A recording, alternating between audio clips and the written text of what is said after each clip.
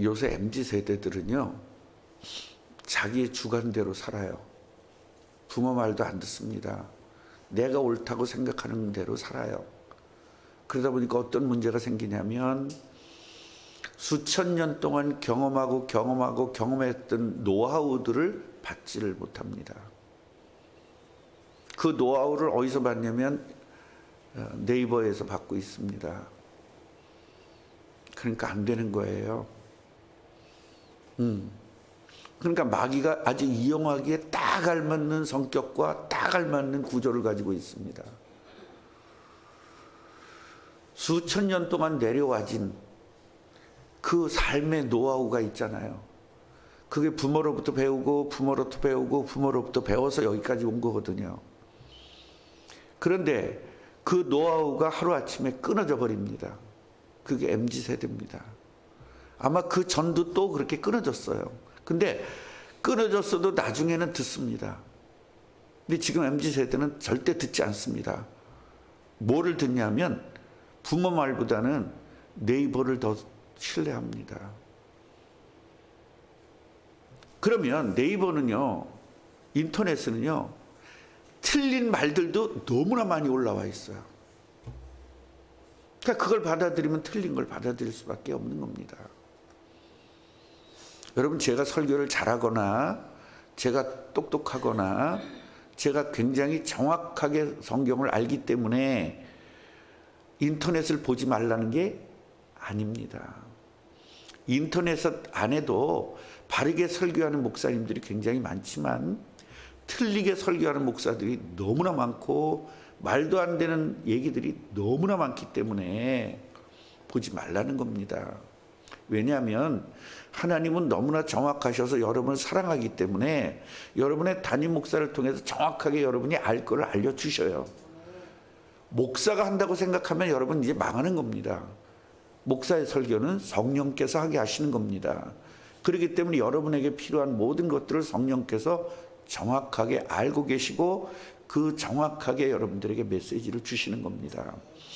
목사는 똑같은 말을 하고 있지만 그 똑같은 말이 각 사람에게 똑같이 적용될 수는 없어요. 그래서 성령께서 역사하는 겁니다. 이 똑같은 말을 듣고 어떻게 받아들일 거냐는 각양각색의 상황과 각양각색의 그 처지에 따라서 하나님이 성령께서 다 다르게 역사하거든요.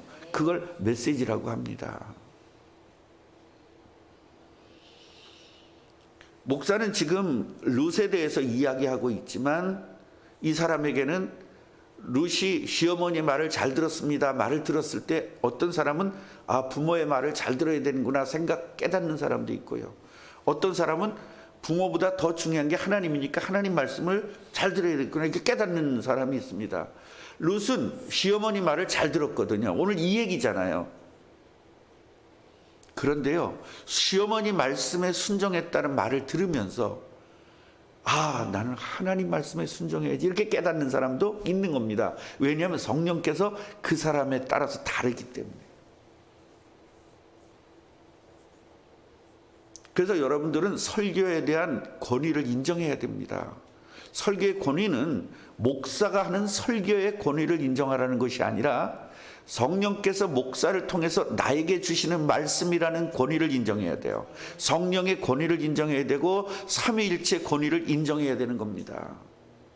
그래서 제가 늘 말씀드리지만 내가 혹시 틀린 이야기를 해서 여러분이 지옥 가게 되면 저를 죽여서라도 여러분을 살린다 이 말이에요. 이 부분이 확실해야 돼요. 여러분, 하나님의 능력이 확실해야 돼요. 하나님의 능력이 현찮게 생각하니까 목사의 말에 좌지우지 되죠. 그래서 시험 드는 거예요. 여러분, 목사가 시험 들라고 주시는 말씀이 아니지 않습니까? 시험 들라고 주는 말씀이에요? 아니잖아요. 그런데 시험이 든다는 건 이미 목사의 말을 신뢰하고 있다는 거잖아요. 목사의 말을 신뢰할 게 아니라 목사의 말을 통해서 메시지를 주시는 그 하나님을 신뢰해야 돼요. 그래서 우리는 메시지를 들어야 되는데 말을 듣고 시험 드는 겁니다. 맞아, 안 맞아요? 여러분, 목사가 우리 교회는 코딱지만한 교회니까 그렇지만 만약에 만 명이 넘는 교회에 오늘 과부의 이야기를 듣겠습니다. 그럼 과부들 다 시험 들 거 아니에요. 오늘 맹인의 이야기를 들읍시다. 그럼 맹인 가진 가족들 다 시험 들어야 되죠. 그 할 말이 뭐가 있어? 시어머니 말씀을 잘 들었습니다 하면 시어머니 만든 며느리가 요새는 90% 이상인데 시어머니를 좌지우지 하는 며느리가 90%래잖아요 지금. 그럼 다 시험 들어야 되잖아요. 목사는 할 수가 없어요. 말을 성경 그대로 말해도 시험 들어요. 왜냐? 성경을 싫은 건 안 읽어요 지금. 지가 좋은 것만 읽어요. 하나님의 말씀도 신뢰를 안 하는 사람들인데, 그렇기 때문에 우리 꿈나무 교회는요, 목사의 말에 좌지우지 되는 게 아니라 목사님의 말을 통해서 나가는 하나님의 메시지에 집중해야 돼요. 아멘이에요? 이거 아는 교회가 몇 개나 있겠습니까? 다른 교회들을 무시하는 것이 아니라 그렇게 훈련들이 돼가지고 목사님들이 매일 고민하는데 설교문을 뭘 고치는 줄 아세요? 혹시 시험 들 사람이 있을까봐 그걸 고치는 거예요. 잘하려고 고치는 게 아니라. 그런 분들이 너무나 많이 있습니다. 물론 잘하려고 고치는 분들도 계시겠죠. 당연히. 혹시 이 말하면 저 김 권사님이 윤 권사님네 지금 망했는데 혹시 망한 이야기하면 또 안 되잖아. 그럼 설교를 못 하겠는 거예요. 그러니까 어떻게 하냐면은 세상 이야기를 할 수밖에 없는 거예요. 성경은 우리들이 듣기 싫은 말도 있고 듣기 좋은 말도 있습니다. 듣기 싫은 말을 통해서 회개해야 되고 듣기 좋은 말을 통해서 감사해야 돼요. 아멘이에요?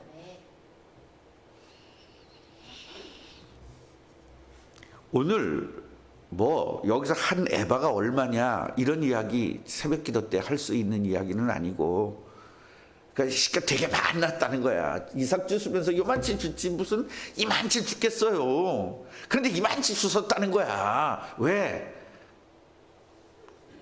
이렇게 남겨놨으니까. 그러면서 이걸 시어머니한테 가져갔더니 시어머니가 도대체 오늘 어디서 이렇게 주웠길래 많이 주웠냐, 이게 이 얘기거든. 사실은 어디서 주웠냐 그 얘기가, 어디서 주웠길래 이렇게 많이 주웠냐, 이렇게 많이 주술 수가 없는데 이건 분명히 너한테 많이 주수라고 뭔가 누군가 배려를 한 거다. 알은 거 아닙니까? 그래서 보아스라고 이제 보고를 하는 거죠. 그랬더니 시어머니가 눈치를 딱 치는 겁니다. 보아스가 너에게 지금 온정을 베풀고 있구나라는 거죠. 그러면서 며느리에게 말하는 거예요. 며느리에게 그가가 누구예요? 보아스가 복받기를 원한다. 여호와로부터 복받기를 원한다. 여기서 왜 복받기를 원한다 그러지? 여호와가 왜 들어갈까요?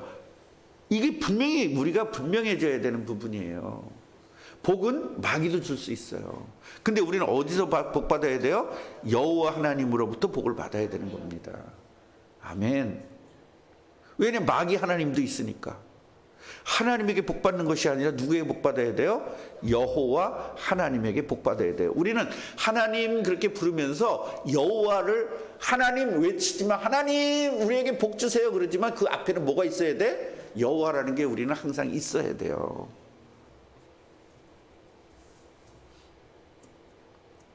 그래서 항상 기도할 때 여호와라는 것을 앞에다 놓고 기도해야 되고, 그 복 주시는 것을 느끼면서 이렇게 여러분 기도를 하셔야 돼요.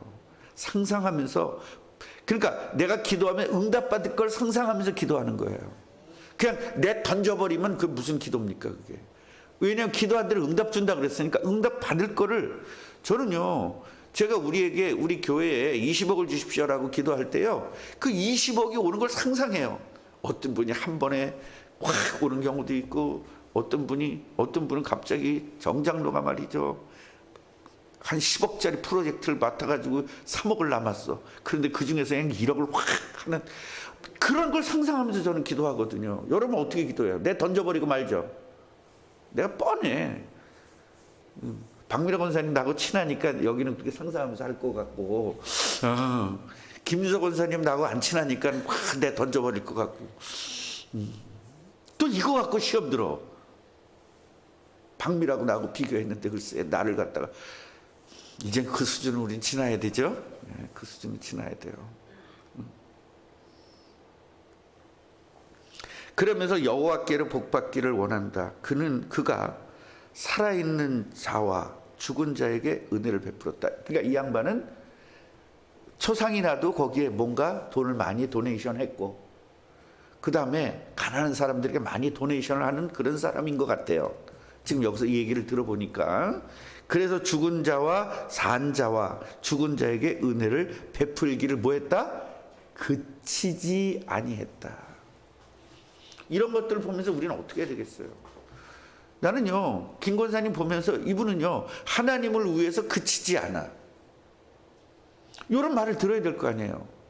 정인 권사님, 교회 일을 위해서 그치질 않아. 저긴 티도 안 나. 솔직히 말해서 메꿔놓는 게 되게 많거든요. 근데 티도 안 나. 누가 아무도 몰라. 최경희가 이걸 했는지 안 했는지도 몰라. 우리 집사람이 그러더라고요. 최경희 권사님은 쉬지 않고 늘 그렇게 뭐지? 왼손이 하는 걸 오른손이 모르게 그렇게 늘 하는, 그렇게 하잖아. 나한테 그렇게 얘기를 하더라고요. 그래서 이 여자가 어떻게 알지 이걸? 그랬더니 그런 게 여러분 안 봐도 다 보이는 거예요. 그러니까 그치지 않고, 이게 얼마나 중요한지 몰라요. 그러면서 기업 물을 자가 이야기가 되는 거예요. 여러분 기업 물을 자 잘 이해하고 계세요? 뭔지? 왜 기업 물을 자라는 말이 나왔는지? 이게 레위기 25장인가에 있어. 24장인가 25장인가 있는데, 그게 무슨 이야기냐면은 이스라엘이 땅을 이렇게 분배를 했지 않습니까? 그렇잖아요. 그러니까 예를 들어 여기는 갓 지파 거고 여기는 베냐민 지파 거고 이렇게 지파마다 땅을 줬는데 내가 가난해서 땅을 팔아야 되는 경우가 생기잖아요. 그럼 예를 들어 나는 지금 갓 지파인데 내가 베냐민 지파 사람에게 팔았어. 그럼 이 땅이 누구한테로 넘어가? 베냐민한테로 넘어가잖아요. 그래 안 그려? 그려요 안 그려요? 그러니까 이 땅을 누가 사야 되느냐? 바로 갓지파끼리 사야 되잖아요. 그래서 이 땅을 갓지파가 가져야 되는데, 어떤 사람의 갓지파 중에서 기업 물을 자가 뭐냐면 이 기업을 땅을 사서 제일 가까운 사람이 이 땅을 내 걸로 만드는 거예요. 이게 기업 물을 자예요. 그러니까 기업 물을 자라는 말이 생겨난 이유는 이스라엘의 정체성을 절대로 뺏기지 않고 땅을 뺏기지 않는 방법인 거예요. 아멘이에요? 그러니까 우리 교회가 경매가 났어. 경매가 났으면 누가 사야 돼? 우리 교인이 누가 사야지. 우리 경매가 났을 때 여러분이 사야 돼요, 이걸. 나는 어떤 분이 그러더라고요. 목사님, 은행 거 갚지 마요. 그러는 거야. 왜요? 그랬더니 경매 나가면요, 그 20%씩 다운된다고 그러나? 이게 10억이면 8억에 나온대요. 처음에 8억에. 그러면은 다른 건물들은 산대요, 사람들이. 근데 교회는 안 산대요. 왜냐하면 교인들이 죽어도 여기서 진치고 안 나간대요. 그거 하려면 엄청 골치 아프기 때문에, 여러분 이거 경매 나갔다 그래도 이 교회 그냥 뺏기겠어요? 여러분이 헌금한 교회? 절대 여기서 안 뺏기지. 뭐 누가 오더라도 말고도 우린 여기 지키지. 그렇게 할 거 아닙니까? 어느 교회는요, 몽둥이 갖고 지키는 교회도 있어요. 밤을 새가면서 교대로. 내가 부흥회 갔던 교회 그렇게 하거든요. 여자분들까지 하루에 5명씩 밤을 새요. 그걸 지키느라고. 누가 감히 그걸 내 거야, 내 건물이니까 니네 나가. 할 수가 없는 거야. 예를 들어 정부에서 나와가지고 그 국가 권력으로 한다고 그러잖아요. 여러분 요새는 그거 못합니다. 막 여자를 끌고 나가야 돼. 억지로 그걸 다 사진 찍는 겁니다. 그래서 일부러 짧은 옷을 입고 나간다잖아요. 치마를 끌고 나가면 이거 다 보이게끔. 그래가지고 그거 뭐지, 성추행 뭐 그런 식으로 한다잖아요. 그 사람이 하다 보면 뭐 이상하게 이런 데도 만질 수도 있고 막 그러잖아요. 그걸 다 촬영을 한다잖아요. 각도 여러 군데서. 그래가지고 못한대요 지금은. 그래서 이거를 최경희가 사는 거예요. 왜냐하면 8억이면요 8천만 원만 있으면 되거든요. 8천만 원만 있으면 일단 넣으면 은행에서 무조건 100% 이건 해줘요. 그리고 한 번 유찰이 되면 그다음에 6억이 된대요. 그리고 나보고 하는 소리가 목사님 10억 빚이라고요? 예, 그랬더니 2번 유찰은 그냥 그대로 갚는 거예요. 그걸 왜 그거 열심히 그걸 갚고 있습니까? 그러는 거예요. 그래서 내가 목사님 목사잖아요. 그 한마디로 끝냈습니다. 목사잖아요. 더 이상 뭐가 필요했어요. 목사잖아요. 그런데 하나님이 또 그렇게 하라 그러면 또 그렇게 해야지. 하나님이잖아요. 그러면서 또 해야 되죠. 근데 어쨌든 우리는 갚아야 됩니다. 그런 편법을 쓰면 안 됩니다. 자, 그래서 21절을 보면 룻이 이렇게 얘기하는 거예요. 내 추수를 다 마치기까지 너는 내 소년들에게 가까이 있으라 했습니다. 그렇게 말을 하는 거예요. 예. 그러니까 나오미가 딱 눈치를 챈 거예요. 너는 그 소녀들과 함께 나가고 다른 밭엔 절대 가지 마. 이렇게 얘기를 한 거예요. 그래서 이 시어머니 말씀대로 룻이 그대로 순종을 한 겁니다. 그런데 여기서 시어머니 말씀에 순종을 했다. 그건 맞는 말이잖아요. 맞는 말인데 여기서 내용은 그 내용이 아니죠. 결국은 예수님의 계보를 이어나가기 위해서 그 순종할 수 있는 여인을 하나님께서 선택했다는 거예요. 아멘이에요? 여러분 선택받기를 바랍니다. 그래서 제가 요새는 청종이라는 말 자꾸 쓰는 말이 뭐냐면 듣고 순종해야 돼요. 순종이 굉장히 중요해요. 순종하지 알면 뭐합니까? 성경을 100% 외우면 뭐합니까? 순종하지 않으면 무슨 소용이 있겠어요. 그래서 순종하는 사람이 순종이 뭐보다 낫다? 제사보다 낫다. 그 제사가 뭐예요? 그리스도를 얘기하는 거잖아요. 결국 그리스도를 네가 많이 알아도 소용없다. 뭐 해야 된다? 순종해야만 된다라는 이야기를. 그리스도 알면 뭐하냐? 순종하지 않으면 소용이 없다. 그 얘기거든요. 그래서 우리는 여기서 뭘 배우자? 순종을 배우는데 뭐 때문에 순종했어? 시어머니이기 때문에 무조건 순종한 것이 아니라 그리스도가 태어날 가문으로서의 순종. 결국은 그리스도가 태어나게 할 순종. 우리는 예수님의 재림을 해야 될 순종. 이렇게 알고 나면 여러분 오늘은 메시지가 정확하게 여러분에게 정확하게 전달되는 것입니다. 기도하겠습니다. 룻기를 통하여 예수님의 초림을 준비하는 사람들의 이야기를 정확하게 알고 순종했을 때 예수님은 이 땅에 오실 수 있었습니다. 우리도 예수님의 재림을 준비하는 사람으로서 순종할 수 있는 마음을 주시고 순종할 수 있도록 은혜를 주옵소서. 그래서 예수님의 재림을 준비하는 축복의 사람들이 되게 해 주옵소서. 교회에 여러 가지 일들이 있습니다. 하나님, 우리에게 이자를 못 갚는 일은 더 이상 완전히 끝나게 하여 주옵시고 이자를 안 갚아도 될 만치 원금이 갚아지도록 은혜를 주옵시고 우리가 이 일 때문에 정말로 최선을 다해서 헌금하고 헌금해서 오병이어의 기적을 이뤄내는 축복을 누리게 해 주옵소서.